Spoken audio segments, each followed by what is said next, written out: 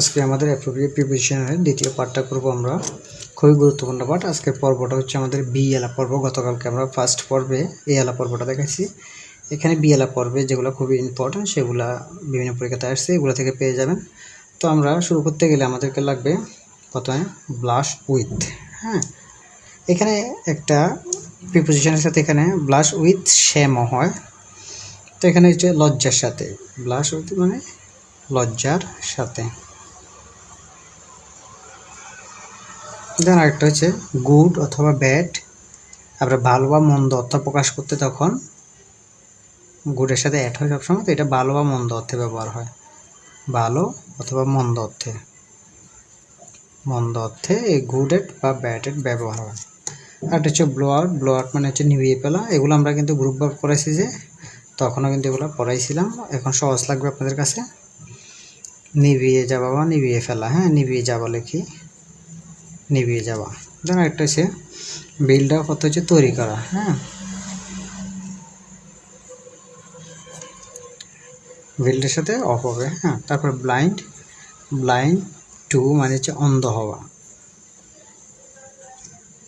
অন্ধ হওয়া মানে কারো দ্বারা, যখন হয় আর কারো দ্বারা। আর বিটুইন মানে দুই, দুইয়ের মধ্যে বুঝাবে, দুইয়ের মধ্যে, দুইয়ের মধ্যে। আরেকটা হচ্ছে আরেকটা ওয়ার্ড হচ্ছে ব্রেক ইন। ব্রেক ইন মানে ভেঙে পড়া। এই জিনিসটা জানতে হবে। এগুলো আমরা গ্রুপ ভার্বে করাইছি। এখন এগুলো পিছনে খুবই কাজ দেবে। দেখেন, you should not blush with shame মানে লজ্জায় লজ্জিত হওয়া, মানে আপনার উচিত নয় বা তোমার উচিত নয় লজ্জায় লজ্জিত হওয়া অ্যাট ইউর ওন মিস্টেক, তোমার নিজের ভুলে। তোমার যে নিজে ভুল হয়েছে ওটার কারণে নিজে নিজে লজ্জা পাওয়া উচিত নয়, এটা বোঝাচ্ছে। কিন্তু এটার ফুলফিল একটা অর্থ আছে, সেটা হচ্ছে মানে আপনাকে লজ্জার সাথে লজ্জা দেওয়া উচিত নয়। ঠিক আছে, এটার মূল ওয়ার্ডটা হচ্ছে। তাহলে আমরা ব্লাশের সাথে কী হয়, ব্লাশ উইথ শ্যাম। ঠিক আছে, লজ্জার সাথে লজ্জা পাওয়াটা নিজের ভুলের কারণে।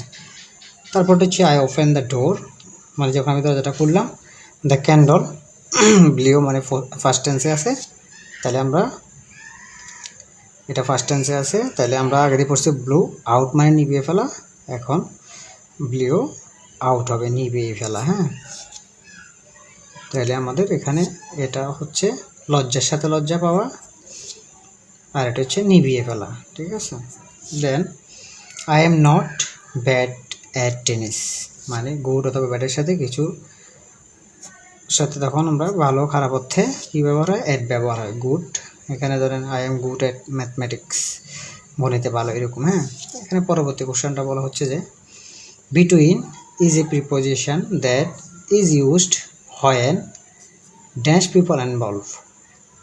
আপনার বিটুইনের ক্ষেত্রে কতজন লাগে, আমরা ওই দিন গত ক্লাসে অ্যামাংয়ের ওটা দেখাইছি, ওটা মোর দেন টু, আর এটা জাস্ট টু, দুইয়ের মধ্যে, দুইয়ের মধ্যে বোঝাবে। ঠিক আছে, তারপর কোশ্চেন হচ্ছে the intellectual can no longer be say to live dash the margin of society. Margin of society হচ্ছে মূল হেডিং ওয়ার্ডটা এখানে বোঝাচ্ছে। এটা হচ্ছে সমাজের সীমারেখা, সমাজের যেটা সীমারেখা আছে, এই সমাজের সীমারেখার ওরা মানে কোথায় অবস্থানটা ওদের।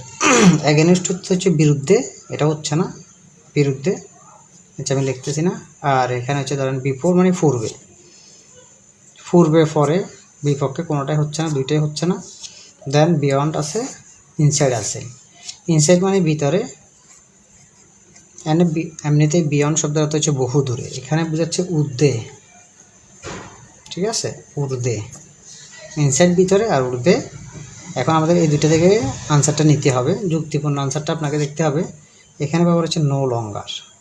নো লঙ্গারটা আপনাদেরকে ইন্ডিকেট করতেছে মানে ওরা বিয়ন্ড মানে এখন এখানে এই অর্থটা বোঝায় মানে সমাজের সীমারেখার ওরা বাহিরে নয়। ঠিক আছে, বাহিরে নো লঙ্গার ব্যবহার কারণে আমাদেরকে এখানে দিতে হবে ঊর্ধ্বে নয়। হ্যাঁ, ঊর্ধ্বে নয়, ভিতরে শব্দটা আসবে না, ঊর্ধ্বে নয়, এটা পারফেক্ট মিনিংটা নিচ্ছে ওরা নো লঙ্গারের কারণে। হ্যাঁ, তো এখানে বিয়ন্ড এটা জানতে হবে, এটা তো ঊর্ধ্বে নয় আর কি। হ্যাঁ, মানে ঊর্ধ্বে এখন। Then he divided the money dash the two children, দুজনের মধ্যে কিছু ভাগ করে দেওয়ার ক্ষেত্রে ব্যবহার হয় কি, আমরা আগে পড়ছি বিটুইন পড়ছি। আর দুইয়ের অধিক হলে তখন হয়তো যে অ্যামাং হইতো, তখন অ্যামাং হইতো আর কি। The house is build first টেন্সে আছে ড্যান্স সাম স্টোন। তাহলে আমরা পড়ছি যে বিল্ডের সাথে কী হলো, আমরা পড়ছি বিল্ড অফ। বিল্ড অফ মানে তৈরি করা। তাহলে the house is build of some stone, কিছু পাথর দিয়ে বাড়ি দিয়ে তৈরি করা হয়েছিল। অ্যাজ হি ওয়াজ টকিং, যখন সে কথা বলছিল, হি সাডেনলি ব্রোক। ফার্স্ট টেন্স আছে ব্রেকে, ফার্স্ট ফর্ম আছে ব্রোক। তাহলে আমরা পড়ছি ব্রেক ইন মানে ভেঙে পড়া। তাহলে ব্রোক ইন ভেঙে পড়ছে, হ্যাঁ ব্রোক ইন ভেঙে পড়ছে।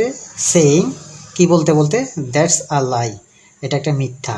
মিথ্যা কথা সে এটা বলার সময় সে মানে ভেঙে পড়ছিল, সেটা বোঝাচ্ছে। তা আমাদের হচ্ছে ব্রেক ইন। ব্রেক ইন মানে হচ্ছে ভেঙে পড়া।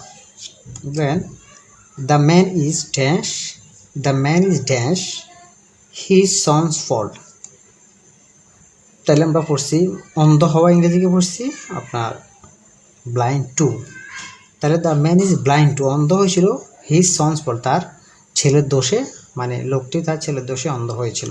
তাহলে ব্লাইন্ড টু, এই ব্লাইন্ড টু এটা খুব ইম্পর্টেন্ট, এটা আসে পরীক্ষাতে প্রায়। দেন এখানে বলছে 10 নম্বর কোশ্চেন বলছে which bird is a preposition, মানে প্রিপোজিশন হিসাবে কোনটা বার্ডটা ব্যবহার হয়েছে এখানে। এখানে প্রথম আপনি এখানে যখন 4টা অপশান দিছে, আপনাকে ভুলগুলা চিহ্নিত করলে কিন্তু রাইটটা অটো চলে আসবে। যেমন এখানে বলা হচ্ছে যে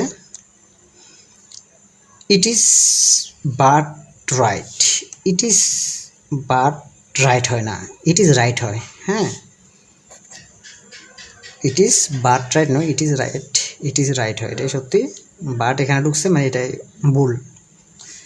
দেন বলছে যে what can we do but sit and wait. এখানে সিট অ্যান্ড ওয়েটটা হচ্ছে নাউন ফ্রেজ, এটা হচ্ছে নাউন ফ্রেজ। আচ্ছা এটার ব্যাখ্যা আমি পরে করতেছি। নাউন ফ্রেজের আগে এমনিতে আপনার প্রিপোজিশন বসে, ঠিক আছে, প্রিপোজিশন ইউজ হয়, প্রিপোজিশন বসে নাউন ফ্রেজের আগে। দেন পরেরটা কি বলছে আমরা দেখি, তারপরে এটা আরেকটু ব্যাখ্যা করব। হি টাইট হার্ট, টাইট নো, এখানে ট্রাইট, টায়ার্ড আর ট্রাইট, এখানে তো যে TRIED, ট্রাইড হার্ট মানে সে কঠোর চেষ্টা করলো, বাট ডিড নট সাকসিড, সফল হলো না। বানানটা ভুল আছে, TIRED দিছে, হ্যাঁ টায়ার্ড দিছে আর কি, হ্যাঁ তো এটা আমাদের ভুল হচ্ছে, প্রথমটা ভুল। তারপরে ডি নাম্বারে কী ভুল আছে দেখি, there is no one but, there is no one but না, there is no one who likes him, who likes him, ঠিক আছে। দেন রিলেটিভ প্রোনাউন হিসেবে ব্যবহৃত হচ্ছে।